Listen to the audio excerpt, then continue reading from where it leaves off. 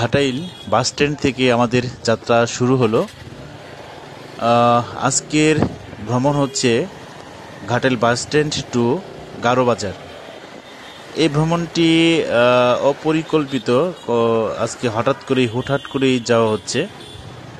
মূলত যাওয়া হচ্ছে গারোবাজারের সিদ্দিকের মিষ্টি খাওয়ার জন্য। সিদ্দিকের মিষ্টির নামটা অনেকেই শুনেছেন, অনেকেই শোনেননি। গারোবাজারের দূরত্ব হচ্ছে ঘাটাইল থেকে সম্ভবত 20 কিলোমিটারের উপরে, অর্থাৎ 22-23 কিলোমিটার হবে। যাওয়া আসা আপ টু 50, অর্থাৎ 50 কিলোমিটার রাস্তা পাড়ি দিচ্ছি শুধুমাত্র সিদ্দিকের দোকানের মিষ্টি খাওয়ার জন্য। আমরা যাব, মিষ্টি খাবো এবং চলে আসব। মনে সুখ থাকলে যা হয় হে আর কি, হয়তো অনেকেই ভাবছেন।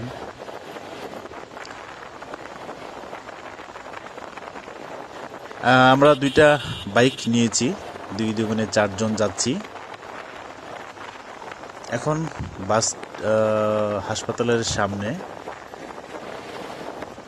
এই তো, এটা হচ্ছে বানিয়াপাড়ার সেই বিখ্যাত কাঁচা রাস্তা, পাকা রাস্তা ভেঙে কাঁচা করা হয়েছে। 2 দিন পর পর রুলার মারে, আবার নুড়ি পাথর উঠে যায়, আবার রুলার মারে, চলছে এইভাবে। মজার ব্যাপার হচ্ছে এই রাস্তার কাজ আর ওই পদ্মা ব্রিজের কাজ প্রায় সমসাময়িক। টি জংশন মোড়টা পার হয়ে এসেছি। আমরা পোড়াবাড়ি হয়ে যে রাস্তাটা গিয়েছে ওই রাস্তায় যাব। এমন রাস্তায় বাইক চালাতে একটা অন্যরকম মজা। বাংলাদেশের পুরো রাস্তাটাই যদি এরকম হইতো তাহলে আর কোনো টেনশন ছিল না, কিন্তু দুর্ভাগ্যবশত পাই না। এক সাইডের উত্তরের রাস্তা ভালো হইলে দক্ষিণের রাস্তা ভেঙে খান, আবার দক্ষিণের রাস্তা ভালো হইলে উত্তরের রাস্তা ভেঙে খান। যাই হোক, আমি বেশি কথা বলবো না, শুধু চেয়ে দেখা হবে।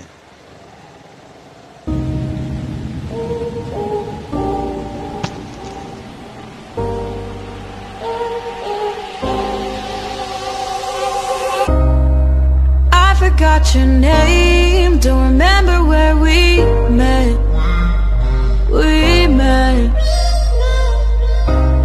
But what I do recall is the shit you put me through, but not you.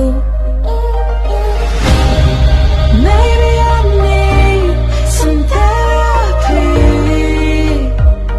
to bring back a sweet memory.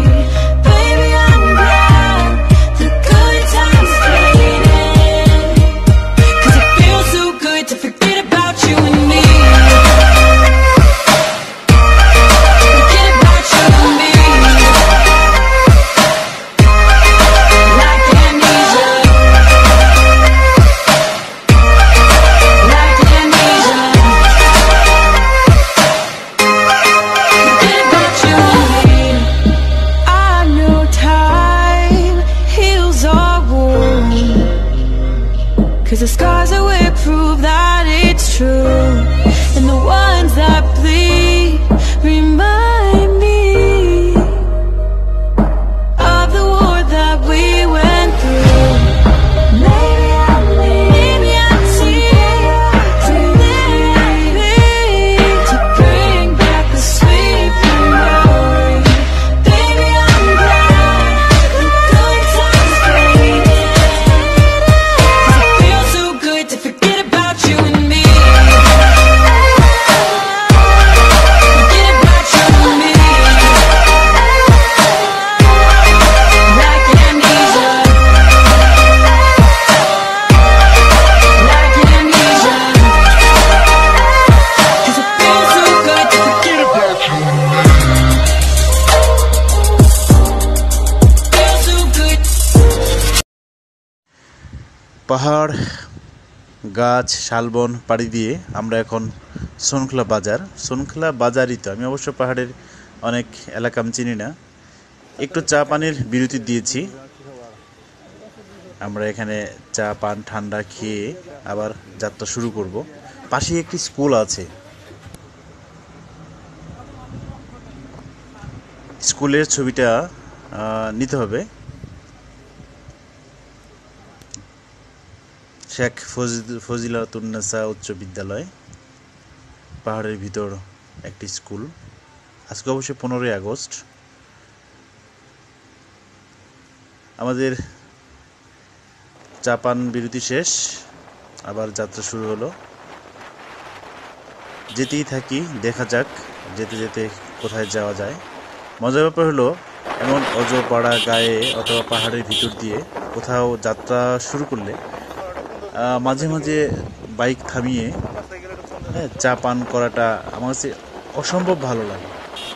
শুধু অসম্ভব ভালো বলে ভুল হবে, ভয়ঙ্কর রকমের ভালো লাগে। দেখি যেতে যেতে সামনে গিয়ে আরেকটা চা খাবো।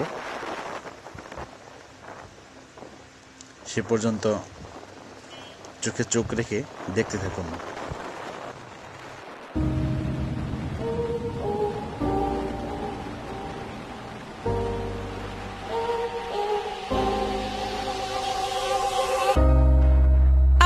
Got your name, don't remember where we met.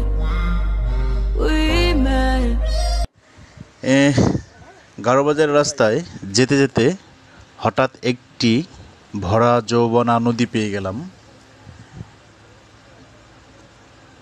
ব্রিজের উপর দাঁড়িয়ে আমরা নদীর সৌন্দর্য অবলোকন করছি।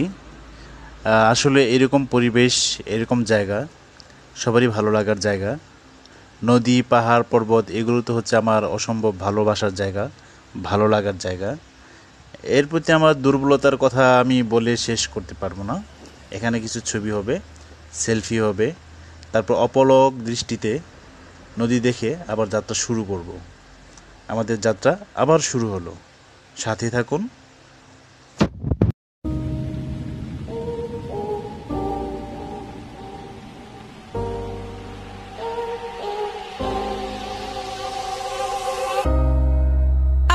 Got your name, don't remember where we met.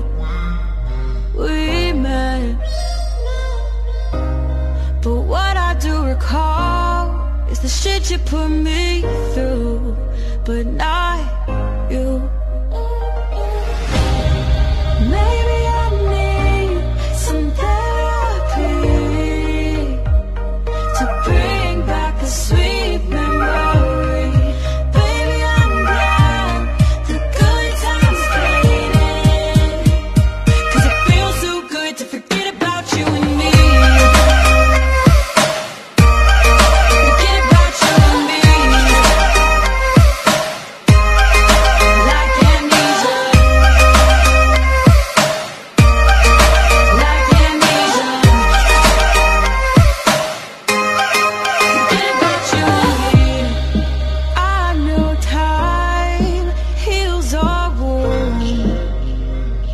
The scars that we prove that it's true, and the ones that bleed remind me of the war that we went through. Maybe I need to bring back the sweet memory, baby. সামনের রাস্তাটা ডুবে গিয়েছিল, পানি অনেকটা নেমে গিয়েছে। তারপর রাস্তাটা অনেক ভাঙা, কিভাবে যাব বুঝতে পারছি না। যাই হোক, সামনে আনোয়ার ওরা যাওয়ার পর আমি যাব। খুব বেশি পানি নেই, পানি এখন নেমে গিয়েছে। তো আমি শুনেছি এখানে নাকি অনেক মাছ ধরে, বড়শি দিয়ে অনেক মাছ মারা যায়। মাঝখানে কিছু বড় বড় ভাঙা আছে। যাক, গাড়ির চাকাটা একটু পরিষ্কার করতে পারলাম।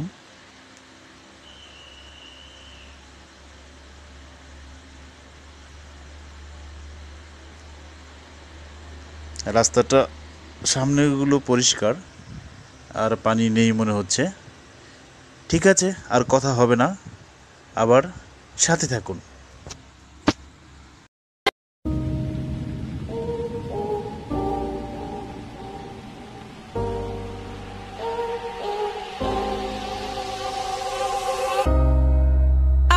Got your name, don't remember where we met.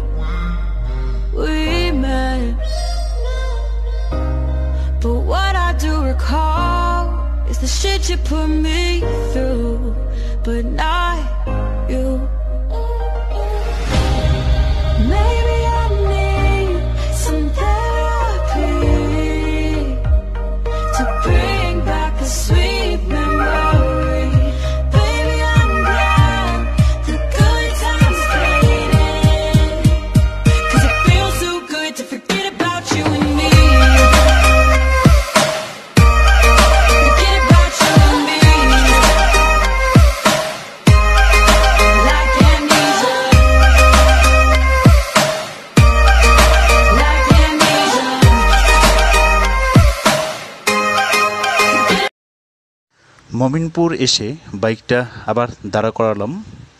চায়ের তেষ্টা পেয়েছে, পাশেই একটি চায়ের স্টল আছে, ওখানে আমরা চা খাবো। রোদটা অনেক কড়া। আমাদের সাইদ, আনোয়ার, আমাদের আরেকজন পিলিয়ন চার অর্ডার হয়ে গেছে, চা বানাচ্ছে। এই তো হচ্ছে আমাদের সেই ওয়ান টাইম কাপের চা। করোনার সময়ে আসলে এইভাবেই চা খেতে হচ্ছে।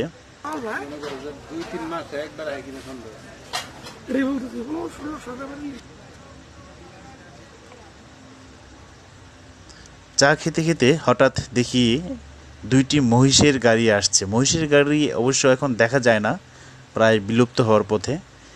আমি এই সুযোগটা হাতছাড়া করিনি, আমি আমার ক্যামেরা দিয়ে ক্যাপচার করে নিয়েছি। মহিষগুলো হাতির মতো লাগছে। আমার হিম পাখি দেখলে বলতো, বাবা হাতি। চা খেয়েও অনেকক্ষণ বসেছিলাম। আসলে যেটা ভালো লাগছে সেটাই করছি। এর মাঝেও একটি নির্লিপ্ত আনন্দ আছে। এই আমি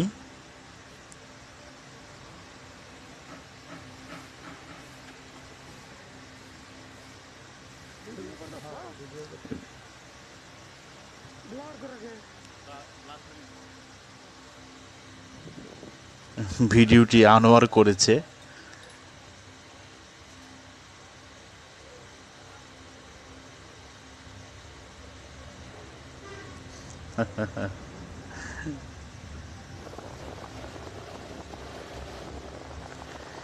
চা খাওয়ার পর আমাদের আবার যাত্রা শুরু। আকাশে মেঘ, যখন তখন বৃষ্টি নামতে পারে। পাহাড়ি বৃষ্টিগুলোকে আমি নাম দিয়েছি বন্য বৃষ্টি। যাই হোক, সাথে থাকুন, যেতে থাকি। এমন একটি বিকেলে পাহাড়ি রাস্তা, দুধারে পানি, আকাশে মেঘ, বাতাস, বাইক ড্রাইভ। ভাবা যায় কি সুন্দর, কেমন চমৎকার একটা অনুভূতি হতে পারে। সত্যি বলছি, আমার বাইক নিয়ে আজকে গারোবাজারের মিষ্টি খেতে আসা সাকসেস। মিষ্টি খেতে না আসলে আমি এত সুন্দর পাহাড়ি রূপ দেখার সৌভাগ্য আমার হতো না। রিয়েলি আমার স্মৃতি থেকে এই সৌন্দর্যটা সহজে যাবে না, অনেক দিন থাকবে। আমি চোখ বন্ধ করলেও এই সৌন্দর্যটা অনেক দিন দেখে যেতে পারবো। রিয়েলি এত চমৎকার পরিবেশ আমি কখনো পাইনি আমার ঘাটাইলে, আমার শহরে। যারা বাইক চালান, যারা বাইকার, তাদেরকে বলছি, ঘর থেকে বের হয়ে আসুন, আসুন আমরা আমাদের শহরটাকে দেখি। আমাকে কেউ সাবস্ক্রাইব করতে হবে না, আমার ভিডিও কেউ দেখুক বা না দেখুক সেটা তাদের ব্যাপার, কিন্তু আমি এমন দৃশ্য, এমন ছবি দেখে মুগ্ধ মুগ্ধ মুগ্ধ। যাই হোক, পাহাড়ি বন্য বৃষ্টি শুরু হয়ে গিয়েছে, গায়ে লাগছে বৃষ্টিগুলো। সামনে কোথাও গিয়ে বাইকটা থামাতে হবে। এই করোনার সময়ে বৃষ্টিতে ভেজা মানে একটা আতঙ্ক, ঠান্ডা লাগবে, হয়তো বা জ্বর হবে, তখন করোনা মনে করে অর্ধেক নিস্তেজ হয়ে যাব। যাই হোক ভাই, বৃষ্টিতে ভিজতে চাই না। সামনে দেখি কোথাও দাঁড়ানো যায় কিনা। হ্যাঁ, একটা ছাপড়ার মতো জায়গা পেয়েছি, এখানে দাঁড়ানো যেতে পারে। পাশে একটি দোকানও আছে। বাইকটা ভিতরেই নিয়ে রাখি, কারণ আকাশে যে মেঘ, বৃষ্টি কেমন হতে পারে বলা যাচ্ছে না। আমাদের সাথে আরও একটা বাইকে করে 3জন ছোট ভাই এসেছে। আমাদের আসার খবর শোনার পর তারা আমাদের সাথে অ্যাড হয়েছে আমাদের সঙ্গ দেওয়ার জন্য। আসলে এই এলাকার যে ছোট ভাইগুলো আছে, এদের কেমন ধরনের একটা বৈশিষ্ট্য আছে, কেমন ধরনের একটা ভালোবাসা। ওরা বারান্দায় গিয়ে দাঁড়াইছে, আমরা ছাপড়ার নিচেই দাঁড়াই আছি। ছাপড়ার নিচে দাঁড়ানোর পর উপর দিকে তাকিয়ে দেখি যে টিনের অনেকগুলো ফুটো। যদি বৃষ্টি পোড়াদমে শুরু হয়ে যায় আমরা ভিজে যাব, কিন্তু আল্লাহর রহমতে বৃষ্টি হচ্ছে না। আমরা আবার যাত্রা শুরু করলাম। যে বিষয়টা বলছিলাম, যে পাহাড় এলাকায়, এদিক দিয়ে পূর্ব এলাকায় আমাদের কিছু ছোট ভাই আছে। আমি বুঝি না যে অন্যান্য ছেলেদের থেকে এদের কোথাও যেন একটা মানে পার্থক্য রয়েছে। এরা যেমন ভদ্র নম্র, মানে খুবই আন্তরিক, খুবই আন্তরিক, খুবই আন্তরিক। এতটা আন্তরিক আবার অন্য কোনো অঞ্চলে গেলে, মানে আমাদের ঘাটালের ভিতরেই পূর্ব দিক থেকে দক্ষিণ দিকে গেলে কিংবা পশ্চিম দিকে গেলে এতটা আন্তরিকতা পাওয়া যায় না। ধলাপাড়ায় কিছু ছোট ভাই আছে, এরা অত্যন্ত অমায়িক, অত্যন্ত অমায়িক। এদের সাথে যখন সময়গুলো কাটে, এত ভালো কাটে আমি বলে বোঝাতে পারবো না। যাই হোক, আমরা গারো বাজারের কাছে চলে এসেছি। আমাদের সাথে কিছু ভাই ব্রাদারও আসছে। আনোয়ার আর হাঁটছে এদের সাথে হেলে দুলে।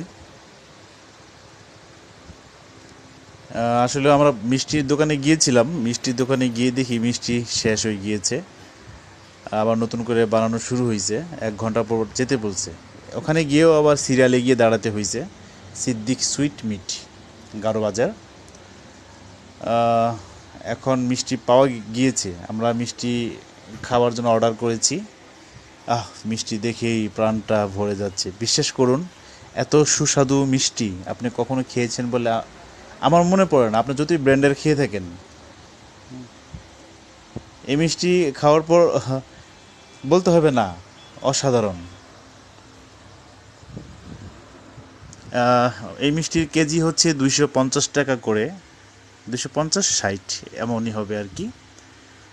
মনে হচ্ছে মিষ্টি খাচ্ছি না, সন্দেশ খাচ্ছি। সন্দেশও আসলে তা না, এটা অন্যরকম একটা স্বাদ। যে কখনো খাননি তাকে আসলে বলে বোঝাতে পারবো না কেমন লাগে। মিষ্টির স্বাদ কি আর বলে বোঝানো সম্ভব?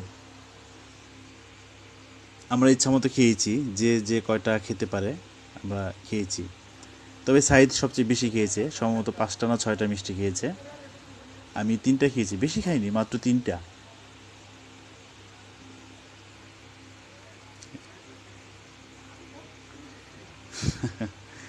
এমন মিষ্টি খেলে সুখ আসবেই। যাই হোক, মিষ্টি খেয়ে মিষ্টি বাসার জন্য কিছু নিয়ে নিলাম। এত বড় নিষ্ঠুরতা হতে পারি না। যাই হোক, আমার ব্লগ এখানেই শেষ করব। যদি ভালো লেগে থাকে সাবস্ক্রাইব করলেও করতে পারেন। এরা হচ্ছে আমাদের গারো বাজারের ভাই ব্রাদার। আমাদের আসার খবর শুনে এরা এসেছিল। অত্যন্ত ভালো, অত্যন্ত ভালো, সত্যি। আমি ঘাটালের মতো জায়গায় জন্মগ্রহণ করে নিজেকে খুব প্রাউড ফিল করি। এখানে আমার বন্ধু বান্ধব